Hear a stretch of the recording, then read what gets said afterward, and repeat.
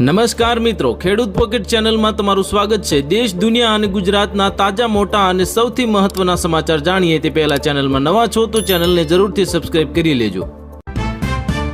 બિહાર ચૂંટણીનું મતદાન પૂરું થતાં જ કોંગ્રેસને લાગ્યો મોટો ઝટકો। પૂર્વ કેન્દ્રીય મંત્રી શકીલ અહેમદનું રાજીનામું। ગુજરાતના 6 જિલ્લામાં ભ્રષ્ટાચાર, નલ સે જલ કૌભાંડની તપાસમાં કેન્દ્રીય એજન્સીએ ઝંપલાવ્યું। બાયોટેરરની 4 રાજ્યમાં સંયુક્ત પોલીસ તપાસ કરવામાં આવી। યુપી, રાજસ્થાન અને તેલંગાણાના એટીએસ અમદાવાદમાં સળંગ ચોથા દિવસે 16 ડિગ્રીથી નીચું તાપમાન રહ્યું। દાહોદ 12.2 ડિગ્રી સાથે ઠંડુગાર। ઘરમાં ઘૂસી હુમલો કરીશું, સજ્જડ જવાબ મળશે। ખ્વાજા આસિફને અફઘાનિસ્તાનને મોટી ધમકી આપવામાં આવી। બોલિવૂડ એક્ટર ગોવિંદાની તબિયત અચાનક લથડી, ઘરમાં અચાનક બેભાન થયા, હોસ્પિટલમાં કરવામાં આવ્યા દાખલ। ડાયરા કલાકાર દેવાયત ખવડના જામીન રદ કરવામાં આવ્યા। કોર્ટે 30 દિવસમાં આત્મસમર્પણ કરવા આપ્યો મોટો આદેશ। બીજાપુરમાં સુરક્ષા દળો સાથેની અથડામણમાં 6 માઓવાદી ઠાર થયા। ઓટોમેટિક હથિયારો કરવામાં આવ્યા જપ્ત। દિલ્હી બ્લાસ્ટ પર ચીનની પહેલી પ્રતિક્રિયા આવી સામે। સિંગાપોરે ગણાવ્યો આતંકવાદી હુમલો। આ કાબુલનો મેસેજ। ઇસ્લામાબાદ બોમ્બ બ્લાસ્ટમાં 12ના મોત બાદ પાકિસ્તાનના સંરક્ષણ મંત્રી તાલિબાન પર ભડક્યા। 7 મહિનામાં 41 ભારતીયોના મોત થયા। સુરક્ષામાં ચૂક માટે જવાબદાર કોણ? દિલ્હી બ્લાસ્ટ અંગે કોંગ્રેસનો મોટો સવાલ આવ્યો સામે।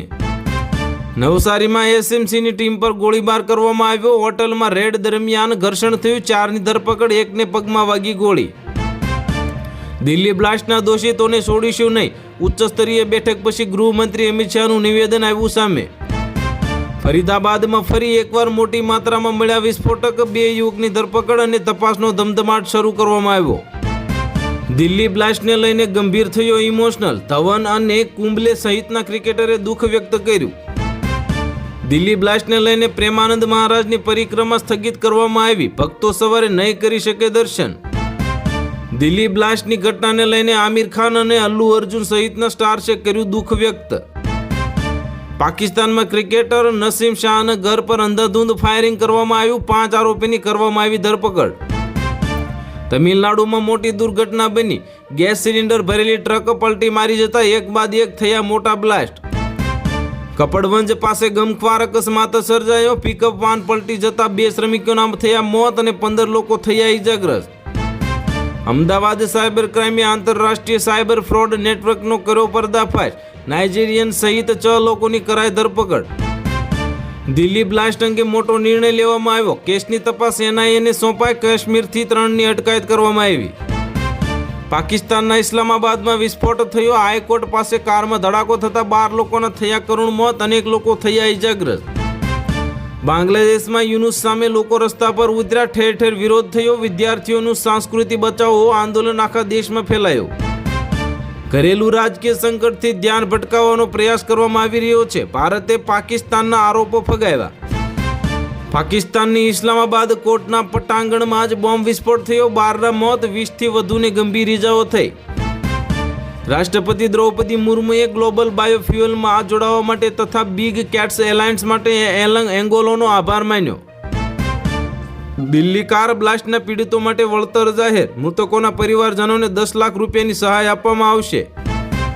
દિલ્હી બ્લાસ્ટને લઈને જામનગર સહિતના આલારના દરિયા કિનારે તંત્રનું હાઈ એલર્ટ કરવામાં આવ્યું જાહેર, સઘન ચેકિંગ હાથ ધરવામાં આવ્યું।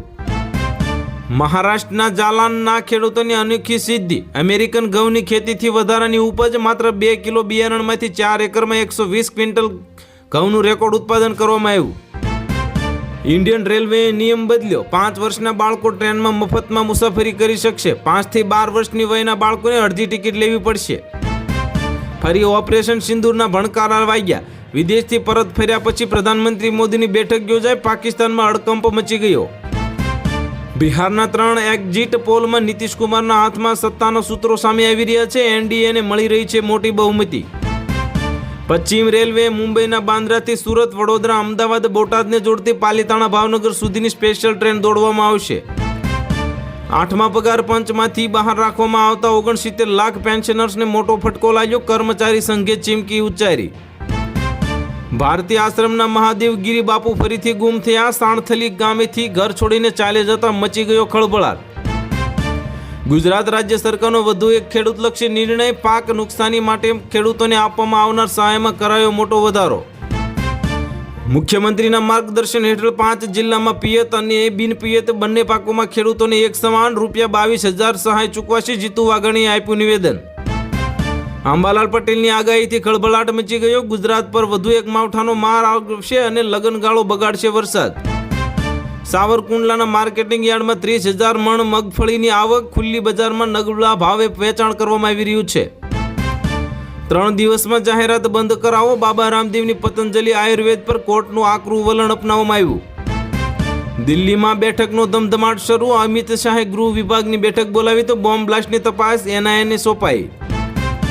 એરંડામાંથી ઝેર, દેશમાં બાયોટેરરનો પ્રથમ કિસ્સો. ગુજરાત ATSના ખુલાસાથી કેન્દ્ર સરકાર હાઈ એલર્ટ. CM ભૂપેન્દ્ર પટેલની અધ્યક્ષતામાં કેબિનેટ બેઠક યોજાઈ. રાજ્યમાં કાયદો સુરક્ષા વ્યવસ્થાની સમીક્ષા કરવામાં આવશે. દિલ્હી બ્લાસ્ટ બાદ ગૃહમંત્રી અમિત શાહનો ગુજરાત પ્રવાસ રદ કરવામાં આવ્યો. અમદાવાદ અને મહેસાણામાં કાર્યક્રમોમાં હાજરી નહીં આપે અમિત શાહ. ગાંધીનગરમાં વર્લ્ડ કપ વિજેતા રાધા યાદવનું સન્માન યોજાયું અને CM ભૂપેન્દ્ર પટેલે ચાલ ઓઢાડીને બહુમાન કર્યું. બિહાર ચૂંટણી પૂરી થતાં જ કોંગ્રેસને મોટો ઝટકો લાગ્યો. કોંગ્રેસના વરિષ્ઠ નેતા અને પૂર્વ કેન્દ્રીય મંત્રી ડોક્ટર શકીલ અહેમદે અચાનક જ આપી દીધું રાજીનામું. નીતિશ કુમારની JDUની બેઠકમાં જોરદાર ઉછાળો. ભાજપને પાછળ છોડ્યું તો ચોંકાવનારા આંકડા આવ્યા સામે. ગુજરાત સ્થાનિક સ્વરાજ્યની ચૂંટણીમાં અનામત બેઠકો ઉપર રોટેશનના આદેશને રદ કરવાની અરજી કરાઈ રદ. જૂનાગઢ અને ગીર સોમનાથ જિલ્લાના બાગાયતી પાકોના ખેતી કરતા ખેડૂતોએ વિદેશમાં નિકાસ માટે અપેડા ફાર્મ રજીસ્ટ્રેશન કરાવવાનું રહેશે. સરદાર પટેલની જન્મ જયંતિની ઉજવણીના ભાગરૂપે જામકંડોરણાના કન્યા છાત્રાલય ખાતે કાર્યક્રમ યોજવામાં આવ્યો. બિહાર બીજા તબક્કાના મતદાનમાં નવો રેકોર્ડ બનાવી શકે છે. બિહારમાં બીજા તબક્કામાં રેકોર્ડ બ્રેક 68.52% મતદાન થયું.